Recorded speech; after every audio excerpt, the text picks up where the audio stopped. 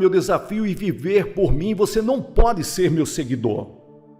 Hoje, em nossas igrejas, estamos ocupados com cifras astronômicas para produzir nossos relatórios. Tudo isso é bom, mas Jesus está ocupado e eliminando pessoas. Toda vez que uma multidão ficava ao redor de Jesus, ele dizia: espere um minuto, se você quiser me seguir, você tem que negar a si mesmo. Aquilo eliminava multidões.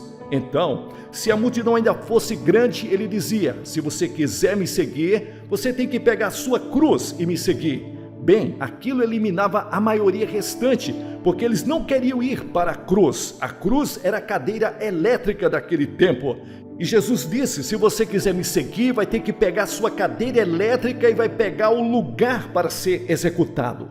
A impopularidade, quem vem junto quando me seguir?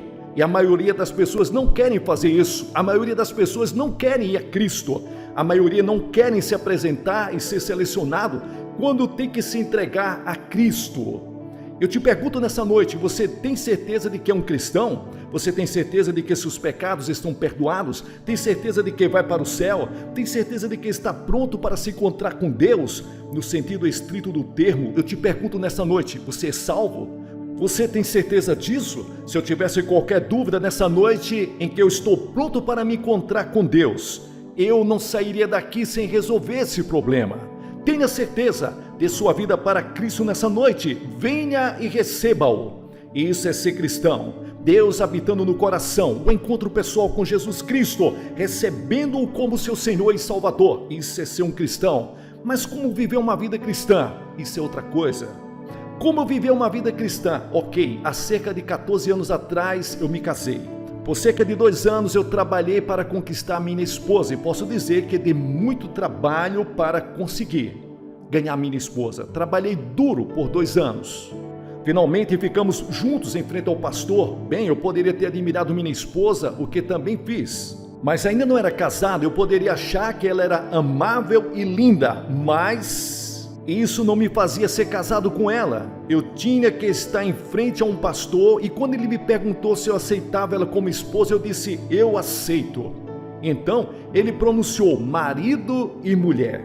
Então nós nos casamos, uma decisão pública. Eu vim em público, diante de uma congregação com testemunhas por todo lado, e aceitei a Ruth como a minha esposa. E disse: eu aceito. É uma questão de aceitar. Só acreditar não era suficiente. Só jantar com ela durante os finais de semana não era suficiente.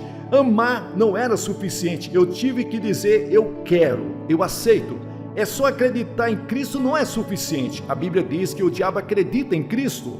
Dizer que ele é uma pessoa maravilhosa não é suficiente. Apenas ir para a igreja domingo à noite não é suficiente. Você tem que dizer que você deseja, que você recebe, que você aceita Ele como Senhor e Salvador. Você já fez isso? Mas então eu descobri algo que muitos casais, muitos jovens não pensam a respeito. A cerimônia foi apenas o começo. Bem, quando você aceita Jesus Cristo também é só o começo. 10 anos, 20 anos, 30 anos, 40 anos, 50 anos, 60 anos, vocês vivem juntos. Vocês trabalham juntos, planejam juntos, suas vidas se entrelaçam. Casamento é trabalho, não é uma lua de mel o tempo todo. O meu é, mas o de vocês eu não acho que seja. A maioria de vocês. Bem, a vida cristã é do mesmo jeito. Você diz para Cristo: eu te aceito. E a Bíblia diz que o seu casamento com Cristo começa. Ele é o noivo e você é a noiva, mas agora vem os anos de seguir e viver por Cristo. E se você quer crescer, você tem que seguir certas regras para crescer em Cristo. Agora a Bíblia diz que depois de receber Cristo, você começa como um pequeno bebê. Apenas um pequeno bebê. Você não é um cristão crescido. Você vai para a igreja no domingo seguinte após a sua decisão. E algumas vezes, alguns cristãos dizem: me pergunto se vai durar. Pobrezinho, será que vai aguentar? Você não devia fazer isso. Você devia ir até esses novos crentes e amá-los, encorajá-los para que cresçam. Você deve crescer, mas aí está a tragédia nas igrejas cristãs de hoje, uma terrível tragédia. Quando meu filhinho disse as primeiras palavras, ele disse Dadá. Ao menos acho que foi isso que ele disse. Foi o que contaram para mim, o que ele disse, Dadá. Nós ficamos chocados. Foi o que contaram. Ele aprendeu a falar Dada, mas imagina se 20 anos depois ele vem até mim e diz Dada. Algo estaria errado, e existem muitos de vocês que agem da mesma forma, não cresceram nada. Vocês ainda saem 20 anos depois de serem cristãos e dizem Dada. Vocês vão a um culto de oração.